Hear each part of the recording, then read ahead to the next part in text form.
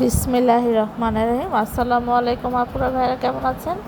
এই যে দেখুন, চিংড়ি মাছগুলো আমি আগেই ফ্রোজেন করে রেখেছি একটু হলুদ দিয়ে। তো দেখতেই পাচ্ছেন, এই চিংড়ি মাছগুলো দিয়ে আজকে আমি পুঁই শাক দিয়ে কচুমুখী দিয়ে রান্না করব। তো প্রথমত পেঁয়াজটা ভেজে চিংড়ি মাছগুলো দিয়ে দিয়েছি, আদা রসুন বাটা, হলুদ মরিচের গুঁড়ো, এক একে সব উপকরণ দিয়ে ভালো করে এই কষানো মশলাটাকে ভেজে নেব। এই যে দেখুন, লবণ দিয়ে দিলাম এতে। আর এই যে এখানে দেখুন, আমি একটু ভাপ দিয়ে নিয়েছি কচুমুখী আর ডাঁটাগুলো। তো এগুলো একসঙ্গে আমি কষিয়ে নিব। কষানো হয়ে গেলে তাতে একটু ঝোল দেব। তারপর এই যে উপরে আমি পুঁই শাকগুলো ধুয়ে রেখেছি, এগুলো সব এখন আমি দিয়ে দিব। তো এটা এই শাকের থেকে পানি যা বের হবে তাতে আমি রান্না করে ফেলবো।